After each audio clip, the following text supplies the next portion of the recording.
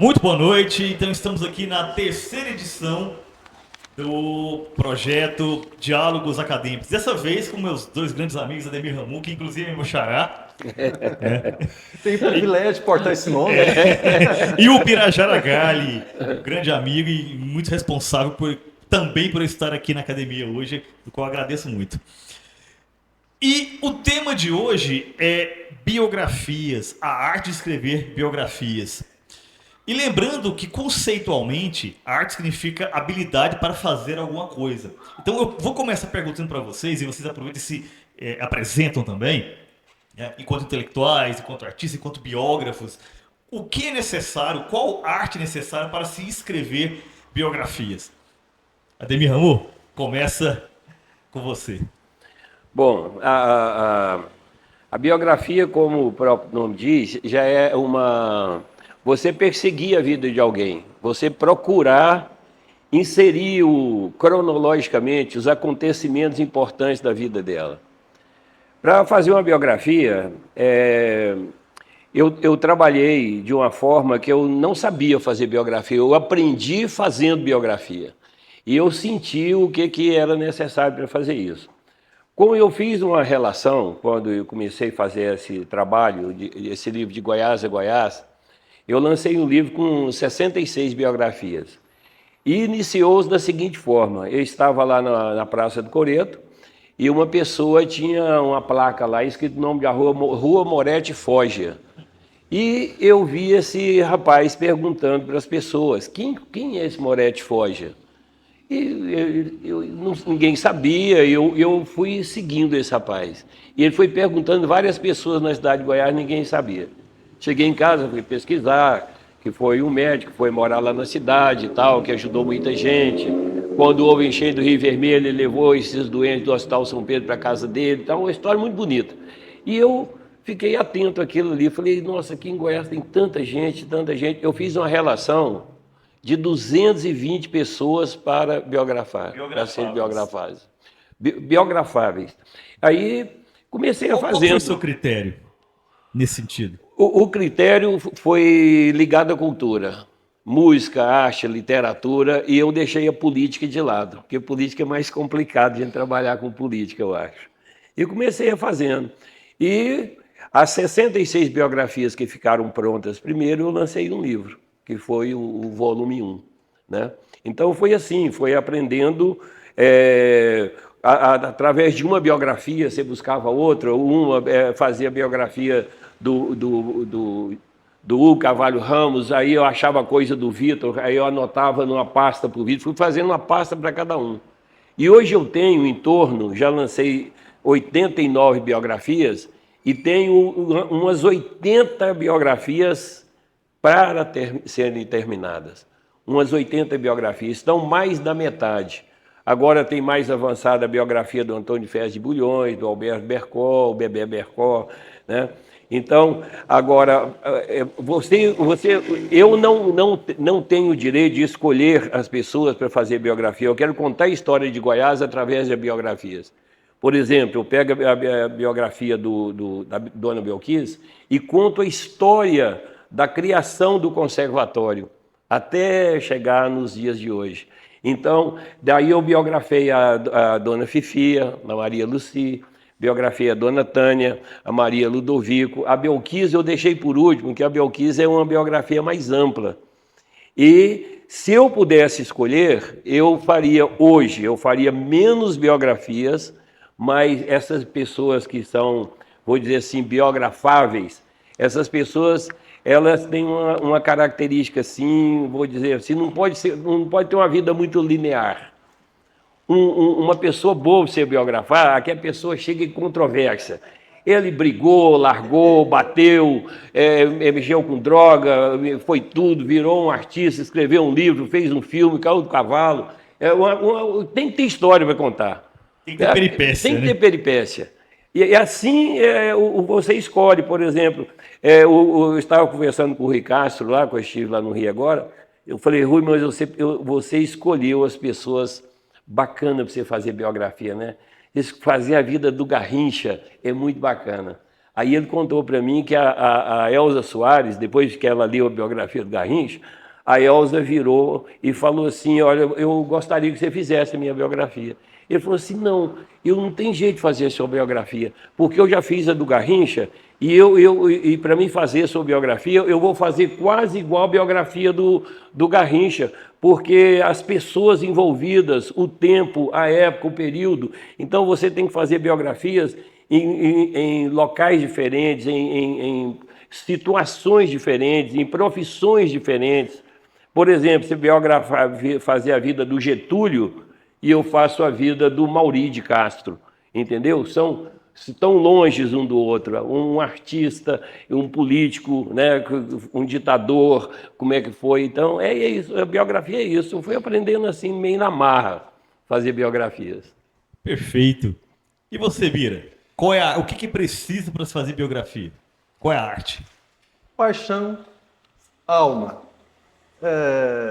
Embora eu tenha começado primeiro com a música, compondo, enfim, fazendo as letras, participando dos festivais, depois ter migrado para a literatura, primeiro para a poesia, com a experiência, depois também com o livro de contos, mas desde criança, Ademires.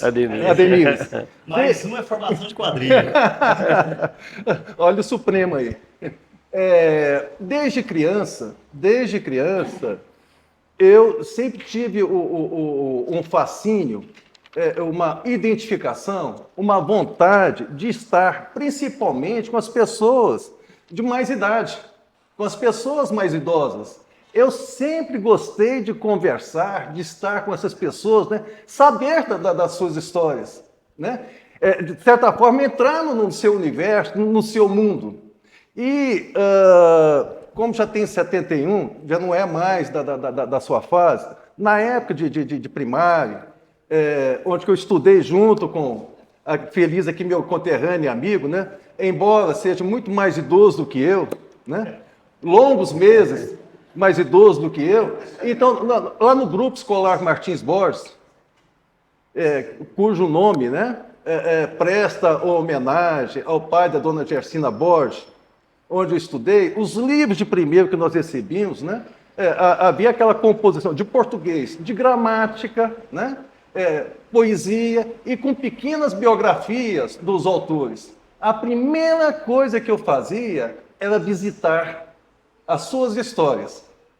E desde criança também, visitando os nossos que já partiram, nos finados da vida, eu sempre gostava de visitar, principalmente, os túmulos mais antigos. E ficava imaginando, né, aquela pessoa com aquela idade, enfim, eu sempre tive essa vontade, essa identificação. E mesmo criança, sem saber o que era essa tal de arqueologia, na minha cabeça eu já pensava em ser um arqueólogo. Então, a história, a individualidade das pessoas, né, sempre elas estiveram próximas dos meus intentos. Depois de escrever os 7 livros de poemas, um livro de contos, aí eu iniciei a minha caminhada pela historiografia goiana. E isso muito eu devo, aqui está presente, ao Geraldo Coelho Vaz, um dos meus principais incentivadores, ao saudosíssimo e muito querido, que eu tenho também como um pai cultural, José Mendonça Teles. Então foram pessoas que me incentivaram, né? Que abriram os aceiros, as porteiras, né? Para que eu pudesse caminhar com uma certa visibilidade, mais segurança, né? Pelos trieiros da historiografia goiana. Aí vieram os primeiros livros. Hoje são 27 biografias alongadas, e também trabalhos, assim como do Ademir, do Amu, de uma coletâneas de biografias reunidas dentro de um mesmo volume. São 15 publicações, e além de organizações historiográficas, né, e de umas visitas que nós estamos empreendendo há cerca de quase há 10 anos, né? Uma visita memorial programada, pensada, arquitetada pela minha parceira de caminhada de intentos culturais, Narciso de Abreu Cordeiro, aqui presente. Então, nós começamos a visitar para contar a história de Goiânia, né? Por meio dos seus primeiros moradores, aqueles que acreditaram no sonho de Pedro Ludovico e que vieram e que colaboraram para a materialização, para a existência da Goiânia que hoje nós vivemos. Então, a minha experiência, ela remonta a isso, ao momento literário, poético, de prosa, e essa migração para a historiografia goiana. Perfeito, muito bom. Vendo vocês falando, ouvindo vocês falando, eu percebo que o trabalho biográfico que se realiza é muito ligado a espaços. No seu caso, a cidade de Goiás, o Biro tem feito um trabalho muito interessante com as ruas do centro de Goiânia. Inclusive, específica da Rua 15, a Rua 20... É uma série, né? Então, a minha pergunta para você é a seguinte: como que vocês pensam a relação entre o espaço, no seu caso a cidade, ou no seu caso a rua, mesmo Goiânia, com o biografado? Pensando na força simbólica que tem. Por exemplo, estamos aqui na Casa Altamiro de Moura Pacheco, né? Na verdade, o nome técnico é Casa de Cultura Doutor Altamiro de Moura Pacheco, como ele quis que se chamasse. E esse projeto de Diálogos Acadêmicos, criado pelo presidente Edenor Aires, aqui presente, está muito ligado a uma preservação da memória do Altamiro, né? A ocupação desse espaço. Então, como que essas duas coisas se coadunam na maneira como vocês escrevem, o espaço e os indivíduos? Ademir? No meu caso, seria a cidade inteira, né? E a cidade inteira para abranger o estado todo. E essas pesquisas elas começaram através dos familiares, depois que eu relacionei essas pessoas. Depois fui a partir para os documentos pessoais dessas famílias, fotografias, cartório, Museu da Bandeira, Fundação Frei Simão Dorvi. Então, uma biografia puxava um pouquinho a outra, porque as pessoas estão muito próximas. Muitas vezes eu estava fazendo a biografia da Regina Lacerda, alguém contava alguma coisa do Antônio Ferraz de Bulhões. Então eu tinha que puxar lá mais alguma coisa. Então foi formando aquele volume. E eu notei que quando a Regina diz que Goiás é o berço da cultura goiana, se você observar Goiânia, praticamente tudo que Goiânia tem veio de lá de Goiás. Você pega o Jorge Ferraz de Souza, por exemplo, arquiteto, a Narcisa conhece, a Lenora também demais, fez o projeto do Coreia da Praça Cívica, da Igreja Coração de Maria, do Teatro Goiânia, do Ateneu Dom Bosco. Então você vai expandindo esse processo e você não tem jeito de fazer a biografia de uma pessoa só. Quando você fala de uma pessoa, você fala de uma comunidade, você fala de um grupo de pessoas, você fala de uma cidade, você fala de um estado inteiro. Não existe a biografia isolada. A biografia ela depende desses outros fatores, depende da época que foi construída. Eu fui buscar no livro da dona Ondina Albernaz, que é mãe do Nil Albernaz, um livro dela chamado Reminiscências, para mim entrar no mundo de Goiás naquela época, que ela conta como que a Goiás era naquela época. Depois eu entrei no mundo de outras pessoas para me ver como que o Goiás era na época mais antiga, quando eu fiz a biografia dos Baioque, quando eles chegaram na cidade de Goiás. Com a alfaiataria, com as coisas que eles trouxeram, os linhos, os tecidos, o que as pessoas vestiam, o que falavam, né? Da dona Fifia falou assim, meu piano, Pleiel, eu ganhei da avó Quimbita, que era a esposa do Marechal Brás Abrantes, né? Ela tem esse piano até hoje. Então eu contava que as pessoas falavam bem o francês, cantavam tudo. Quando você biografa, por exemplo, Antônio Ferraz de Bulhões, Os teatros, a Ângela Bulhão Jardim, tudo que fez, né, Narcisa? Aqueles concertos, aquelas coisas, para angariar dinheiro para ele, que foi um grande abolicionista, né? Ele advogar de graça para essas pessoas. Então, a biografia está inserido no espaço, está inserido no tempo que você trabalha essa pessoa. Perfeito. Bira? Quando o Ademir, né, que tem essa paixão, essa identificação pela história vilaboense, né, que é uma das maternidades ao lado de Meia Ponte, ao lado de Pirenópolis. Pirenópolis não é menos importante do que a cidade de Goiás, né, com relação ao teatro, com relação ao nascimento da imprensa matutina.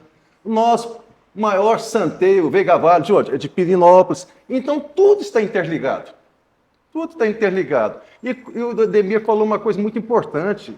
É impossível de falarmos de Goiânia, da memória de Goiânia, sem que remontemos a Pirenópolis e a cidade de Goiás. Perfeito. Então, são as duas grandes maternidades, né? Não apenas porque o idealizador de Goiânia era também um vilaboense. Ela também é um vilaboense, né? E que cortou na própria carne, quando que outros presidentes de província, né, não tiveram a decisão ou sustentação política que ele teve com o advento da Revolução de 1930 em empreender esse corte que sangrou muito, com certeza, na alma dele, de todos os seus, né, para promover essa mudança para Goiânia. E uma outra coisa que o Ademir também falou que é importante, tudo causa um link. Tudo tem uma ligação. Tudo se encontra.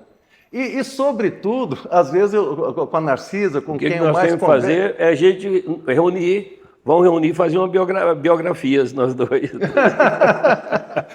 Então, é uma coisa interessante. Eu sou espiritualista. Não sou exatamente aquela coisa cética, né? Ortodoxa, espírita, não. Eu sou espiritualista, né? E, às vezes, isso eu comento com a Narcisa, que como eu disse, a grande parceira de andanças memoriais, né? Quando eu tenho uma certa dificuldade, Ademires, né? De repente vem um sopro e que direciona para onde eu devo ir, onde eu preciso encontrar, onde eu encontrarei. E isso não foi uma vez, não foi duas vezes, isso é uma constância. Isso é fantástico. Parece que as pessoas estão te acompanhando ali, ó, Bira, ó, é por aqui, Bira, ó, vai ali que você encontra, não sei o quê. Isso sempre acontece. E quando você escreve por exemplo, ter a oportunidade de maiores atos individuais, biográficos, que o Ademir tem uma produção biográfica importantíssima, de melhor qualidade, mas ela normalmente é um conjunto de histórias reunidas, né? A minha experiência remonta a 27 biografias individuais, né? De políticos, de governador de Goiás, de prefeito de Goiânia, de prefeito de interiores, de deputados federais, estaduais, senadores, de personalidades médicas, entre as quais o Ademir já visitou os Baiocchi, né? O queridíssimo confrade que partiu, César Baiocchi, de vários médicos, de desembargadores. Então, o biógrafo deveria, sabe, ter uma autorização acadêmica, sobretudo para o exercício de ser um psicólogo, de ser um médico psiquiatra, de ser um padre. Você acaba virando um confidente da pessoa. E essa confiança vai sendo fundamentada dentro de uma relação de ética com o seu biografado. Perfeito. Então, isso ocorre demais. E o que é de mais saboroso quando você produz um livro, eu digo de uma forma recente, do livro Vilaboense, comemorativo aos 200 anos da edificação do Hospital de Caridade São Pedro de Alcântara, né? Quando eu e a Narcisa e a Jacira, né, descobrimos essa que é a grande colaboração que eu considero, né? Que entusiasma, que motiva a gente, que nós descobrimos que o primeiro farmacêutico goiano, né? Não havia, junto com esse farmacêutico goiano, um outro goiano que formou no mesmo dia, na mesma sala, na mesma instituição, e os dois vilaboenses. Então, são descobertas assim que nós consideramos assim, relevantes para a historiografia médica, farmacêutica, das ciências da saúde no estado de Goiás.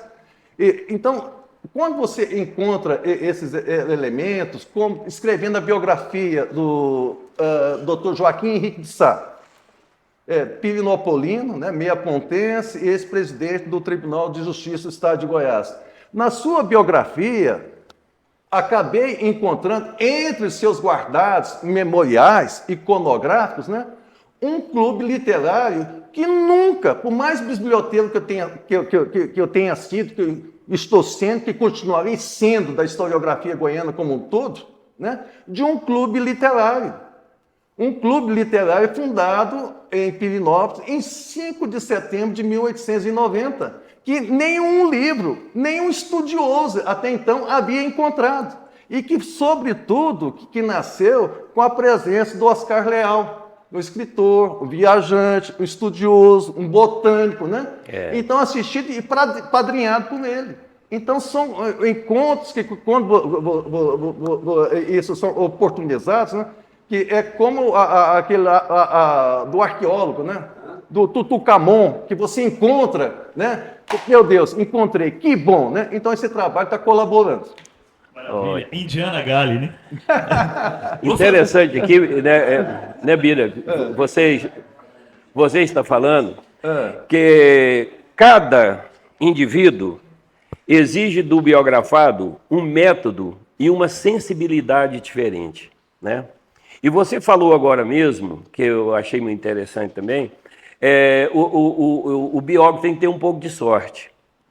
Eu estava pesquisando uma música chamada Santo Antônio Tenha Dó. Todo mundo conhece essa música, né? Ai, ai, Santo Antônio Tenha Dó, né?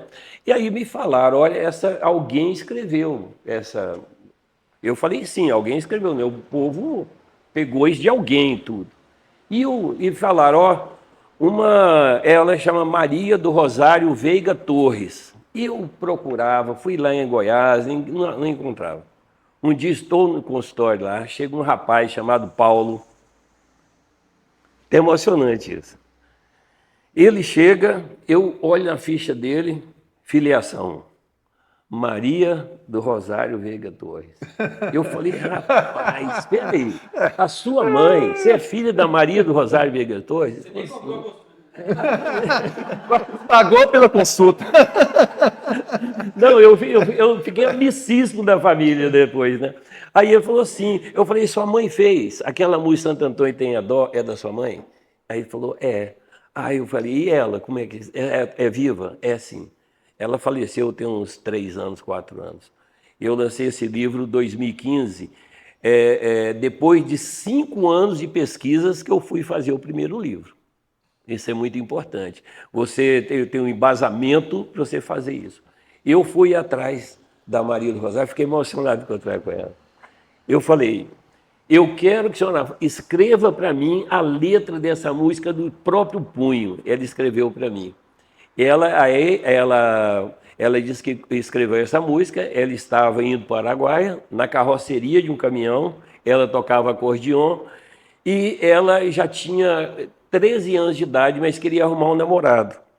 E as pessoas na cidade, elas pegavam o Santo Antônio, roubavam o Santo Antônio da igreja, levavam para casa, deixavam o Santo Antônio dentro de um balde d'água, de cabeça para baixo, escondia ele, falava para ele assim, ó, Santo Antônio, você só volta para a igreja o dia que eu arrumar um namorado. Volta a respirar, voltar na vida. E ela foi na carroceria do caminhão pensando e fez a música. Tem um estrofe nessa música que é muito interessante, que ela fala assim, ai, ai, Santo Antônio, eu briguei com ele e depois fiquei na mão. E ela mostrou para o pai dela, a Eli Camargo, quando foi a primeira que gravou essa música, mostrou para o Joaquim Ezio. Joaquim Ezio falou assim, olha, esse negócio de ficar na mão, você não pode gravar não, porque é um negócio aí meio...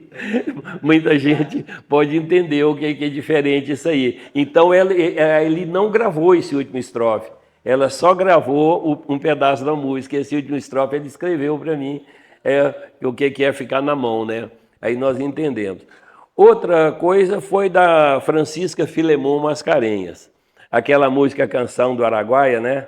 Quando o pau d'arco floresce, eu não a encontrava, ninguém sabia tudo. Um dia eu encontro com uma pessoa e falando de música, falou assim, olha, tem uma pessoa chamada Zionã, que é filha da Francisca Mascarenhas. Bom, isso aí já é um caminho, achei o nome, vou atrás. Consegui, tal. Um dia eu fui e falou assim, não, ela mora num prédio, perto do Goiânia Shopping. Numa rua assim, numa esquina. Eu fui todos os prédios, batia lá. Aqui mora Zionã? Não sei o quê. Aqui mora Zionã? Eu já falei para você que não mora aqui Zionã. Aí às vezes eu apertava 2 vezes lá. Aí um dia eu acertei a casa dela, encontrei a Zionã. E ela me deu a biografia da Francisca Filemon Mascarenhas. Fantástico. Intervalo. Voltando aqui com os diários acadêmicos, projeto que está inserido no ano cultural Luiz de Aquino, aqui presente, criado pelo presidente Edenor Aires e com a presença de vários acadêmicos e convidados também. Bira, qual que é a diferença entre biografar uma pessoa que faleceu e um biografado vivo? Faz muita diferença. Infelizmente,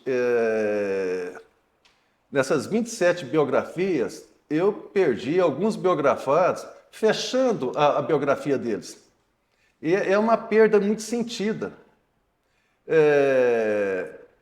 Uma pessoa próxima, são as descobertas, né? Que é considerado o primeiro médico sanitarista do estado de Goiás, Dr. Aldemar de Andrade Câmara, colega do Dr. Altamiro de Moura Pacheco, que eu convidei aqui na época que o Geraldo era presidente da Academia Goiana de Letras, para que fizesse uma palestra, né, e que lembrasse o seu colega Altamiro de Moura Pacheco. Ele veio para Goiânia, Aldemar de Andrade Câmara, para trabalhar como médico sanitarista da construção da Escola Técnica Federal de Goiás, hoje o IFE, né? IFE Goiás, que estava sendo preparada como um dos apoios, suportes para a realização do batismo cultural de 1942. E pertinho de terminar a biografia dele, já havia até escolhido o local para fazer a realização da biografia, que seria na pecuária, que juntamente com Altamiro de Moura Pacheco, ele foi um dos fundadores da pecuária. Altamiro de Moura Pacheco foi o primeiro presidente da Sociedade Goiana de Pecuária, né? Ele falece. Então, é uma perda muito sentida. E uma outra perda também é do empresário, do irmão primogênito de Iris Rezende, Orlando Alves Machado, Carneiro, né? Que a biografia estava praticamente pronta e ele falece. Então, é uma perda que é muito sentida. Quando o lançamento do livro, a obra está completa, né? Mas o protagonista, o autor de verdade da obra, não está lá com você. E isso é muito sentido. E, sobretudo, quando você acha que a obra está completa, que está fechada, com o lançamento marcado, volta e meia acontece, não é, Ademir? Uma descoberta nova. Como eu posso fechar esse livro, né, sem que, de repente, a gente registre, né, esse acontecimento, esse fato? Então, isso é corriqueiro. Então, foram 2 perdas muito sentidas. Perfeito. Ademir? Agora, uma coisa que eu gostaria de relatar aqui, fazer biografia, é muito complicado fazer biografia, não é fácil. Primeiro, você tem que confiar na fonte. Se você desconfia, olha, o negócio fica complicado. Estava fazendo biografia de um determinado personagem, aí a filha dele falou assim, não, meu pai foi secretário do Pedro Ludovico. E aí eu falei assim, tudo você tem que ir numa fonte segura, procurar um, procurar outro, achar um registro que te informe certinho para você deixar para o seu leitor uma verdade. E mais tarde eu fiquei sabendo que ele realmente não foi secretário do Pedro. Então você tem que ter essa sensibilidade, você perceber se a pessoa está te falando honestidade. Ficção, você pode, né, criar, enfim, mas com história não. Mas a biografia está ligada muito à memória. E a memória, às vezes, que a gente, para fazer uma biografia, nós trabalhamos com pessoas mais idosas.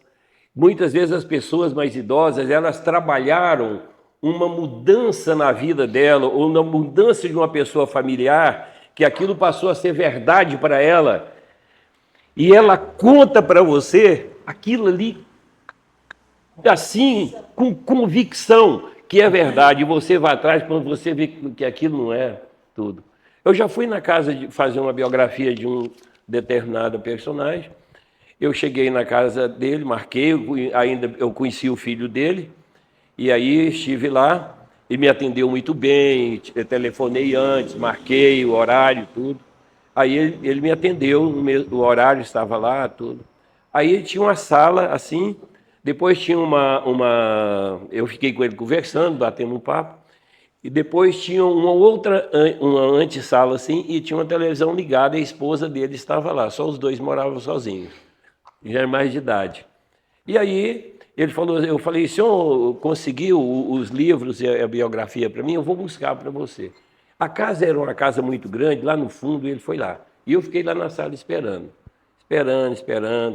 15 minutos, 20 minutos, meia hora, 40 minutos. Eu falei, olha, o que está acontecendo?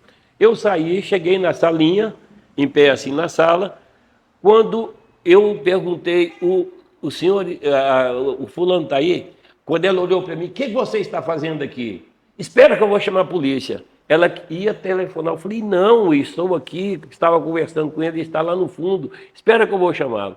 Ele tinha esquecido para mim. Agora, como que eu vou confiar em tanta coisa que ele me contou depois? Eu fui ver, ele delirava as coisas que ele queria me contar. E depois eu vi que ele confundia a vida dele com a vida do pai dele, que ele gostava muito do pai e do tio. Então, confundiu. Eu tive que refazer essa biografia umas 3 vezes, até eu encontrar com o filho dele, ler a biografia junto. É o que o Pedro falou mesmo, essa biografia. Psicanálise, né? É psicanálise. E outra coisa, tem, por exemplo, o que aconteceu com você com esse biografado, Ademir, né? Dessa afasia mental, né? Desse desencontro mental, dessa falta de articulação mental, tem aqueles também que querem, que estão com sua plenitude de saúde mental, né? Criar situações, fatos, coisas que ele nunca fez. Outro problema que você falou aí é biografar a pessoa viva. Eu estava vendo uma entrevista do Rui Castro, a Tônia Carreiro, no fim da vida dele, ligou para o Rui Castro e falou assim, Rui, eu quero que você faça a minha biografia. Aí marcou encontro com a Tônia Carreiro, com o Rui, e aí o Rui falou para ela, eu posso contar tudo? Ela, não. Então não faça a biografia. Não ia fazer. Bom, falando em contar tudo, vamos falar tudo. Algum dos presentes gostaria de fazer uma pergunta? Celso, o Luiz, depois Celcinho. Celcinho começa então. Obrigado, Luiz, sempre gentil.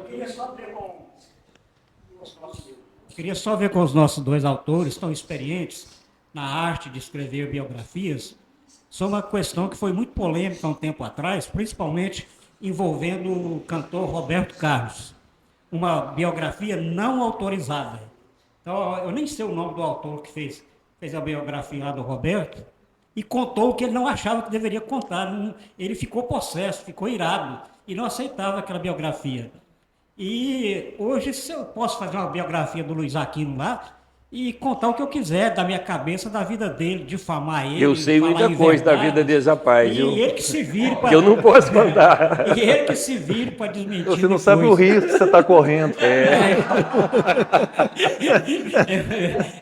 Com isso. Então eu queria saber o que vocês pensam dessa tal de biografia não autorizada. Eu tenho o direito de chegar e fazer a biografia do Miguel Jorge ali, sem autorização dele, falar o que eu quiser. Enfim, Acrescentando o que o César vocês levantou, que é bem pensam sobre importante, isso? houve aqui em Goiás um caso muito emblemático, que chegou ao Supremo, salvo engano, que é o caso da biografia do Guimarães Rosa. Guimarães Foi, Rosa. com Alaor. Do Do Alaor Barbosa. exatamente. E que foi determinante para Foi. que mudasse a lei. É, né? mudasse a lei. Então, respondendo a pergunta do Celso, o que vocês acham? Você pode fazer a biografia de qualquer pessoa. Você não precisa de ter autorização da pessoa se fazer uma biografia. O problema é na hora que você vai publicar e o pós-processo. Né? Tem processo para você fazer, mas você pode fazer a biografia. Agora, esse negócio de fazer a biografia não autorizada, eu por exemplo, todas as biografias que eu fiz, eu mostrei para os meus biografados, para os familiares. Não, eu quero que tire isso, eu não quero que coloque isso aqui eu não quero. Então, eu tive que reajustar alguma coisa. Porque, eu não quis. E tem coisas interessantes. Inclusive, o Tão Curado, lá, que é maestro lá na cidade de Goiás, falou para mim, Demir, você é o maior fofoqueiro dessa cidade aqui. Sabe, ele falou para mim. Errado assim, não tá, o né? Tão, mas brincando, de brincadeira. Eu falei, então, você sabe que você quer ver eu explodir para vender biografia? Eu vou fazer o lado B das pessoas, o lado B das biografias aqui. Olha, tem muita coisa para contar. Porque muitas vezes o biografado chega para você e fala assim, vou contar esse negócio para você, mas você não põe no livro, não, e não conta para ninguém, não. Então eu tenho muitos segredos. O famoso off, Por né? exemplo, você quer ver uma coisa interessante? O que é isso? Eu estava atrás de um livro, o livro do Americano Brasil, Convivendo com as Traças.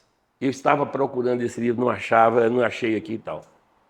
Fui lá na FAI, da Fundação Frei Simão, a FAI falou, esse livro fazia parte do acervo aqui da Fundação Frei Simão. Mas tem uma pessoa aqui em Goiás que tem o hábito de esconder o livro e levar, eu acho que esse livro está com ele. Eu conheci ele demais lá na cidade, ele é poeta e tudo. Aí eu falei, bom, eu não posso falar que ele pegou o livro, eu vou chegar, vou chamar ele para tomar uma cerveja. Nós fomos bater um papo, tomando cerveja. Eu falei assim, você tem um livro chamado Convivendo com as Traças? Ele falou assim, eu acho que eu tenho, mas eu mudei. Minha biblioteca está muito bagunçada, eu vou ver se eu acho esse livro para você. Toda semana eu ia lá, né? Cheguei na outra semana, você conseguiu o livro? Não, eu não procurei, não consegui. Mas eu sabia, que ele tinha me contado, um dia tomando cerveja, que ele era apaixonado por uma menina lá, era casada. E ele tinha feito um poema para ela muito bonito. Quando você passa, você deixa o seu perfume, que perfuma todas as minhas noites. Você orvalha as minhas madrugadas, tudo. E ele fez esse poema para ela. Eu falei assim, olha, semana que vem eu quero esse livro, você tem. Se você não me entregar esse livro, eu vou entregar o poema para ela e vou falar que esse poema você fez oferecido para ela. No outro dia eu cheguei e me deu o livro. Perfeito. Vira. Depois reclama quando fala que é fofoqueiro. É fofoqueiro. São dois, na verdade, existem dois tipos de situação. Eu digo da minha experiência pessoal, sobretudo.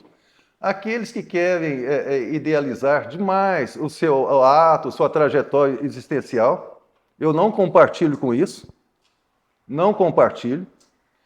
Já deixei uma biografia de uma personalidade bastante conhecida por não concordar com o conteúdo que seria agregado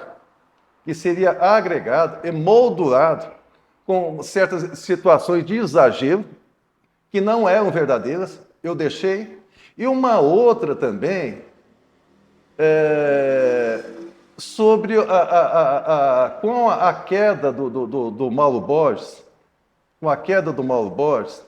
com a presença militar em Goiânia, eu fui convidado para escrever a biografia de um desses articuladores que veio para Goiás. Ele não teve diretamente, até na época eu ainda usava o gravadorzinho, acho que nós gravamos umas 6 ou 7 fitas, participação direta em atos de agressão, enfim, mas era um dos líderes dessa situação. E passou um mês e pouco, eu falei, não dou conta. Não dou conta. Eu estava sendo muito bem pago para escrever. Muitas vezes a gente não tem empatia com eu o biografado, né, Bira?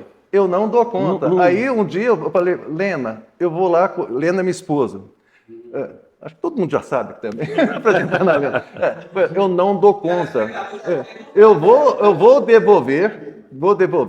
Aí fui ao setor oeste, no apartamento que ele morava lá, com todas as fitas. Eu falei, olha, sinto muito, mas não dou conta. O que aconteceu? Não, eu não estou me sentindo bem. Não, questão de pagamento. Não, não quero nada. Inclusive, não quero nada. Eu estou te devendo, você não está devendo nada. Eu não quero nada. Então, eu não estava feliz. Para escrever, você tem que ter uma relação harmônica com o seu biografado e feliz com aquilo que você estava fazendo. Então, eu não posso ser infeliz com aquilo que eu pretendo, que gosto, que sou feliz. Perfeito. Uma partezinha, posso? Por favor. Muitas vezes, você fazendo uma biografia, você entra tanto na vida do biografado que você passa a conviver com essa pessoa. Quando eu fiz a biografia do Hugo, cara, fiquei pirado. Pirei. Eu fui para Uberaba, fui para Belo Horizonte, estive no Rio de Janeiro pesquisando, que eu queria fazer uma grande biografia do Hugo. E eu fiz uma biografia boa do Hugo. Uma pena que a impressão, o livro não ficou muito bacana do jeito que eu gostaria de fazer. Bom, mas você pode apaixonar, correr o risco de apaixonar pelo personagem. E você burilar as palavras e endeusar essa pessoa. Ou você pode detestar ou isso. desistir, decepcionar com o personagem. Exato. Exato. Você não trazer a verdade disso aí. Isso acontece muito. Houve 2 pessoas que me tocaram muito na biografia, foi a biografia do Hugo e Antônio Ferros de Bulhões, que a biografia está pronta, não foi lançada ainda. Eu fiquei tão envolvido que eu fiz um poema para cada um. Se você ler o poema que eu fiz para Antônio Ferros de Bulhões, porque ele foi muito amigo do Castro Alves, aquele candoeirismo, você fala assim, quem escreveu isso foi o Castro Alves. Se você lê o que eu fiz do Hugo, esse poema é do Hugo. Se vocês me derem licença, eu gostaria de ler esse... Posso? Por favor. Deixa eu buscar aqui o poema que eu fiz para o Hugo. Cadê esse poema? Esse poema, eu busquei as palavras que o Hugo usava, eu não consegui fugir disso. Porque eu estava naquele clima da biografia do Hugo. O Hugo escreveu só um livro também, né? Mas na realidade teve plangências, além de Tropas e Boiadas, livro como né? que ele escreveu. Daquele jeito, né?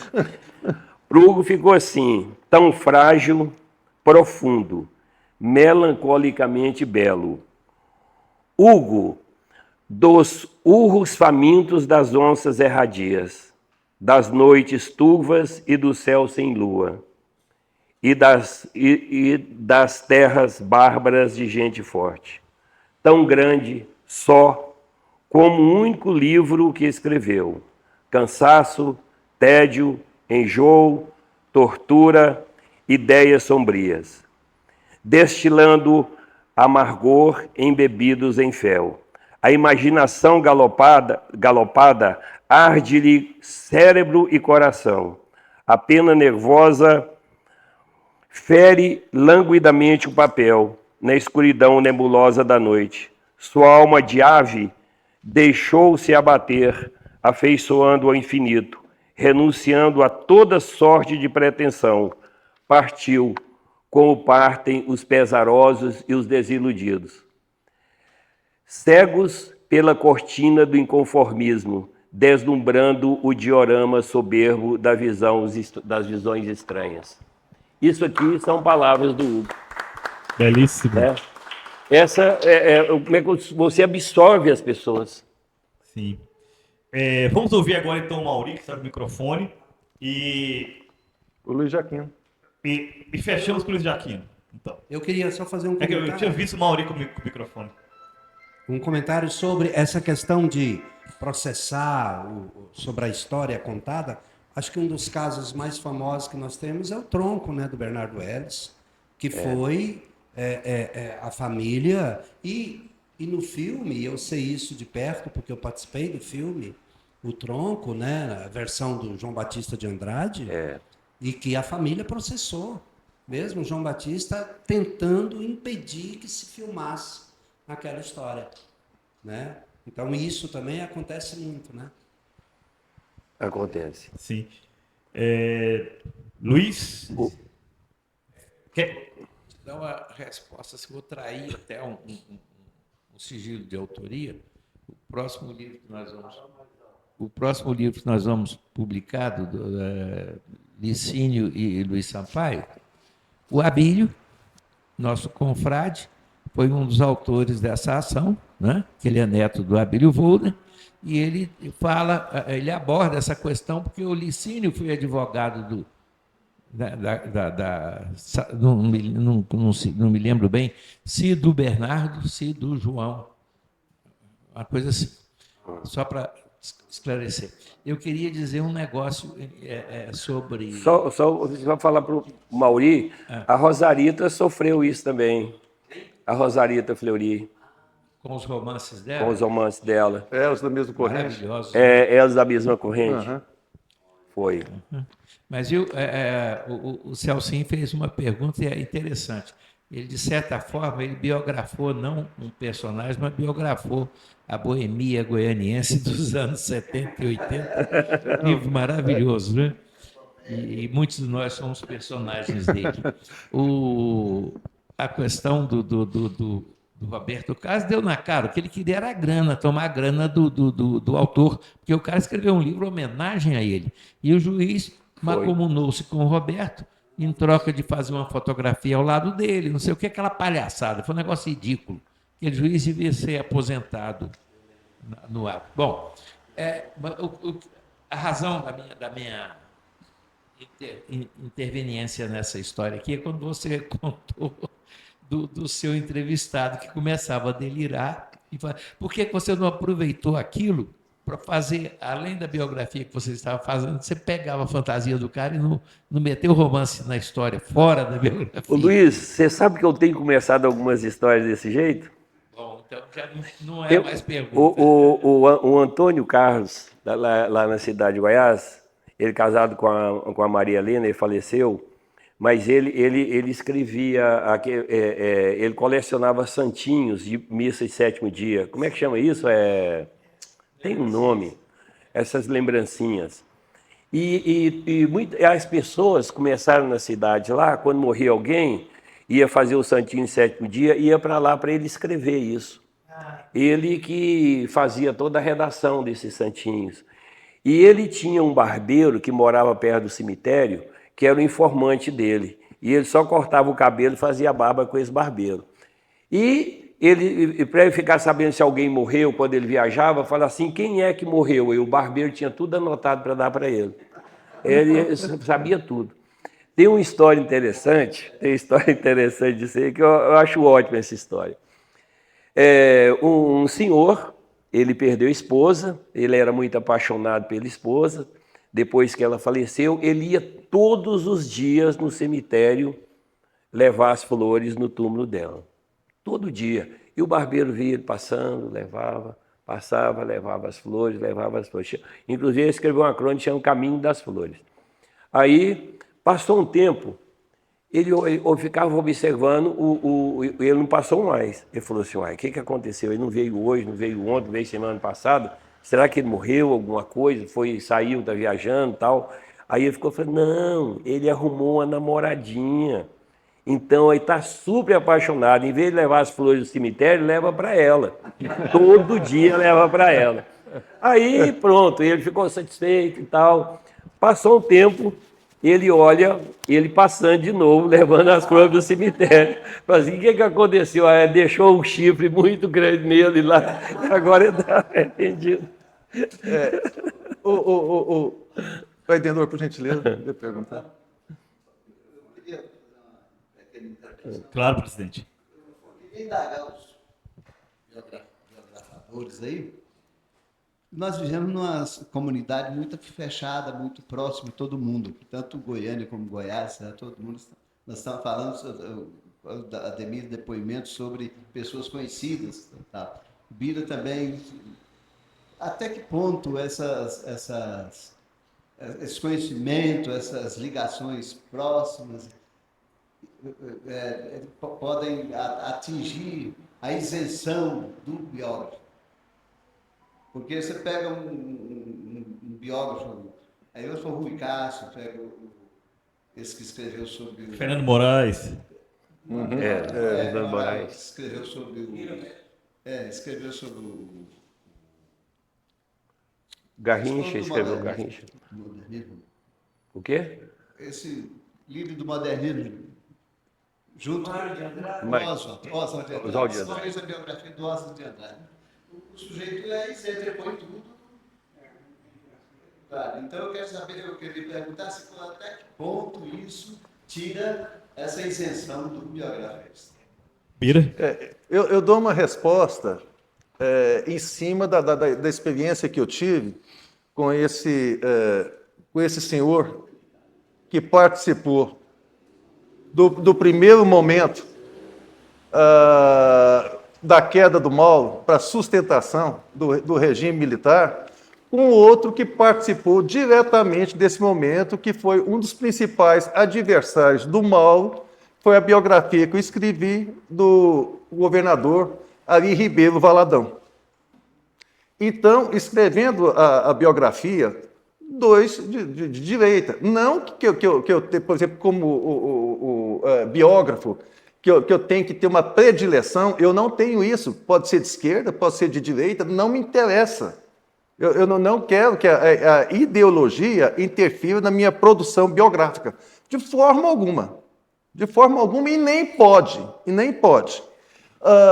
Escrevendo a biografia do Valadão, foi muito diferente desse oficial do Exército. As narrativas, a liberdade que ele me proporcionou de registrar no livro, as vindas, por exemplo, do Golbery à Goiânia, reunido com ele, reunido com o cunhado dele, numa casa aqui na Rua 4, de toda a trama para a queda definitiva do Mauro e de outras articulações, me deu plena e total liberdade de trabalhar isso no livro. Então, eu tive essa liberdade e não fui, por exemplo, infeliz como eu estava escrevendo esse oficial do Exército aqui. Então, são duas situações distintas.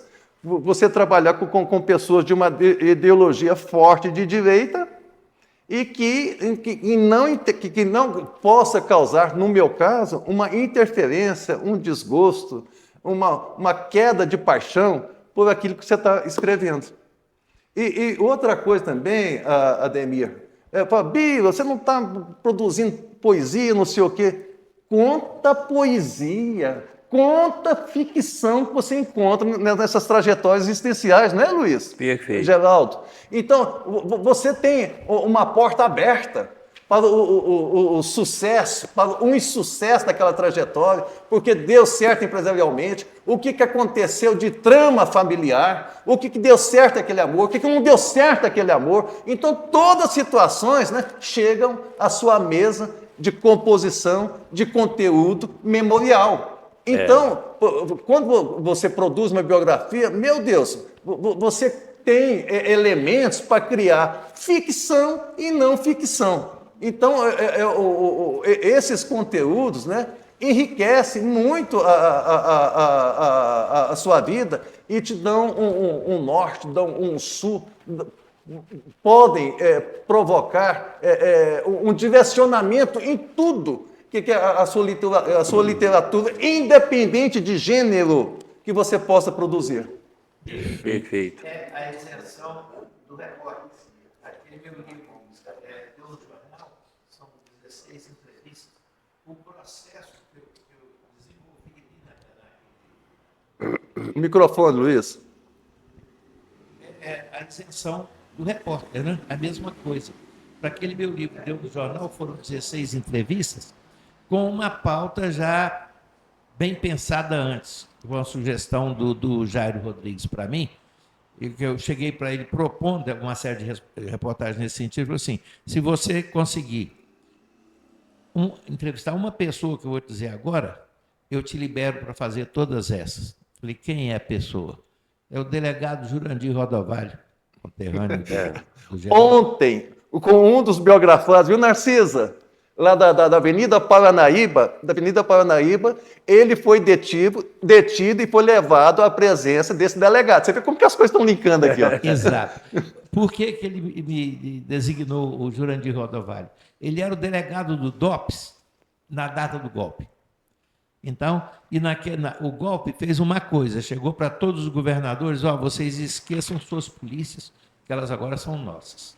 As polícias passaram a ser gerenciadas pela cúpula brasiliense, né? A cúpula do governo. E o Jurandir foi aquele assim, que teve que ter um grande jogo de cintura, era um jovem delegado, né? Moço de seus 30 anos, talvez, no máximo. E então eu fiz uma entrevista maravilhosa com ele, que o Jair não sabia, é que eu tinha criado uma amizade com o Jurandir enquanto eu era repórter policial. Ele era uma das minhas principais fontes, um cara isento, seguro de si. Quando eu liguei para ele, eu disse, vem tomar um café. Ele adorou aparecer, estava aposentado. E quando nós começamos a conversar, ele foi soltando, eu falei o que eu queria. E ele abriu o jogo, me contou coisas fabulosas. Quando eu entreguei para o Jair deu pulo de alegria. E, além disso, eu abordei pessoas de outras linhagens, sabe, de outras... Outros universos, né? O que eu gostei de ver do Jurandir foi a isenção dele, ele ser profissional policial, né? Se despir de teologia e também se proteger para não se miscuir demais naquela lambança toda. Ele teve aquela visão e aquela lucidez. E eu achei gostoso fazer esse material e desenvolver dessa natureza. E dos meus entrevistados para aquele livro, o último foi Mauro Borges. Tá aí. Com quem aprendi um monte de coisa e depois fui fazer o livro dele, né? Perfeito. Agora o Xará responde e encerramos com a sua fala. Na biografia, você tem que ser bastante firme e muitas vezes você tem que parar para pensar o que você está escrevendo. Eu fiz a biografia do Otto Marx, conhecido do Miguel, tudo. Inclusive, eu quero agradecer o Miguel. O Miguel fez o prefácio do primeiro livro de Goiás a Goiás, o prefácio é do Miguel Jorge. E então, fazendo a biografia do Otto Marx, vocês conheceram, a Idenor conheceu muito o Otto, né? Vocês conheceram. E um bom escritor. Um bom escritor. Bom escritor, sobretudo escritor. Sim, eu falo em você na biografia dele. Foi jornalista em São Paulo.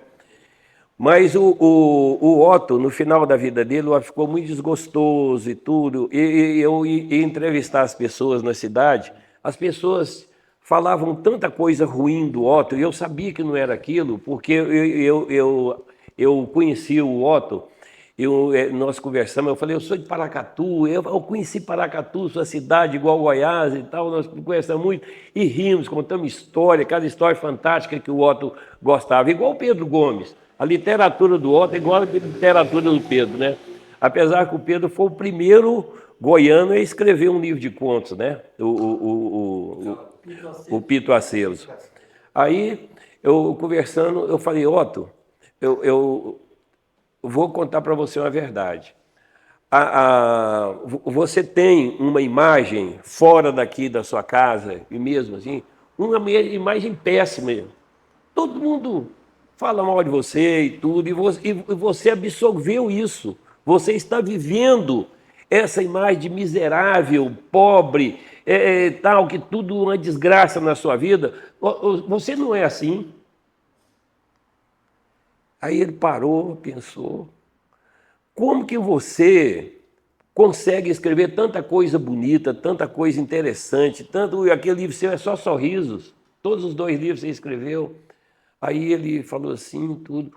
Otto, conta um caso para mim que não está nos seus livros, que você ainda não contou. Um caso engraçado. Aí ele pensou, falou assim, a Sônia, quando ela ficou mocinha, vieram os rapazes fazer uma serenata para ela. E eles cantaram um tanto de música, tudo. E eu fui no quarto dela e ela continuou dormindo. Eu vi que ela não dormiu. Eu saí, conversei com os rapazes, falei assim, vocês podem repetir a serenata? Eu vou fazer o seguinte, eu vou amarrar um cordão no dedão do pé dela e vou deixar, vai passar aqui e vai ficar na janela. Quando vocês chegarem, fazer a serenata, vocês puxam esse cordãozinho aqui na janela, que esse cordão está grudado no dedão do pé dela, e ela vai acordar e ver a serenata. Aí olha, mas eu saí de lá tão feliz, e o Otto tão feliz, sabe? Que eu falei assim, Otto, deixa isso para você que eu estou falando. Seja desse jeito. Continue escrevendo as coisas belas que você fez. E depois muita gente que leu a biografia dele, eu conversei com a Sônia e falei, não, meu pai não é igual as pessoas da cidade pensavam nele quando ele morreu. Ademir Ramu fazendo biografias e ajudando a fazer vidas, né? O Bira, infelizmente, não trouxe os livros, né? Para mostrarmos, mas temos aqui os livros de biografias feitas pelo Ademir Ramu, de Goiás a Goiás, do primeiro volume, né? Todos disponíveis, né, Ademir? Todos. De Goiás a Goiás, segundo volume. Não, em Goiás, inclusive, é fácil achar, né? Só esse aqui que está disponível. E o do Pedro Gomes. Os outros estão esgotados. Ah, tá. Esse aqui é o do Pedro Gomes. Recente, bem recente. Né? Esse aqui é muito interessante, de fato. Vitor Hugo, né? Vitor Hugo. E a Anitta Fleury. Aqui, então, são alguns dos livros, né? Tem um livro de poesia, tem muitas coisas.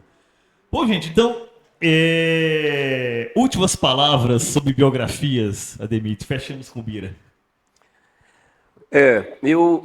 Eu nasci numa cidade, Paracatu, desde criança. Morei com a minha avó, numa casa imensa, e ali a gente sabia de tudo. E a gente era, assim, informado de tudo. A minha avó era professora, minha tia professora, e todo dia tinha uma história para contar dentro da casa. Porque as pessoas eram diversificadas, cada uma tinha uma coisa diferente. Era uma loucura. Estou escrevendo essas lembranças, porque na casa da minha avó, eu morei 2 anos com a minha avó em Paracatu, e a casa tinha 3 cozinhas. Tinha uma cozinha da minha avó, uma cozinha da minha bisavó e uma cozinha da irmã da minha avó. Cada um tinha uma família morando no mesmo espaço. Era fantástico ali.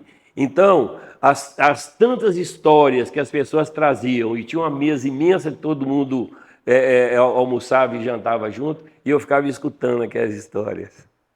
Aquilo ali, para mim, foi a minha formação para fazer. O meu avô nasceu na Síria. Meu avô nasceu na Síria, depois ele foi morar em Nova York, com a família, com os 5 filhos, todos homens. Aí as coisas não estavam bem para ele. Aí ele tinha um primo que morava morava na Argentina. Aí ele foi lá para a Argentina, meu avô. No intervalo entre Nova York e aquelas viagens de navio duravam 1 mês e tanto.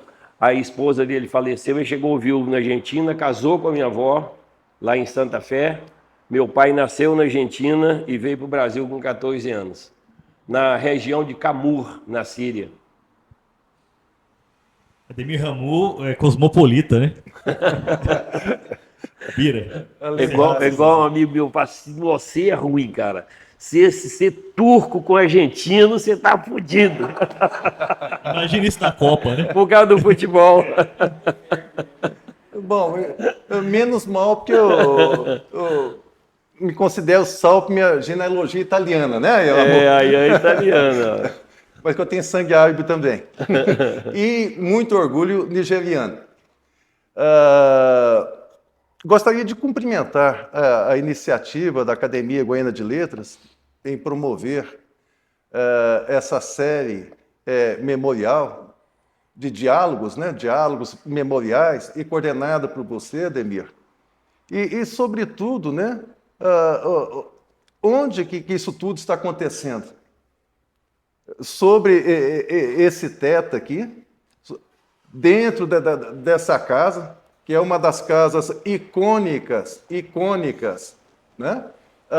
Não do seu aspecto, diria, arquitetônico principalmente, mas principalmente do seu morador, do seu construtor, né? Altamiro de Moura Pacheco, das suas vertentes, como primeiro farmacêutico, como médico, como pioneiro do agronegócio, de lideranças, enfim, né, que um projeto que eu considero muito oportuno para registrar a memória da historiografia goiana, que aconteça nesse espaço. E me senti muito confortável e feliz pela oportunidade de participar do projeto. Honra nossa. Eu não agradeci. Por favor. Bom, gostaria de agradecer, parabenizar você para frente da UB, agora dentro da AGL, como vice-presidente agora que você vai entrar na gestão, com tantas ideias, com tanta coisa nova, tanta coisa boa.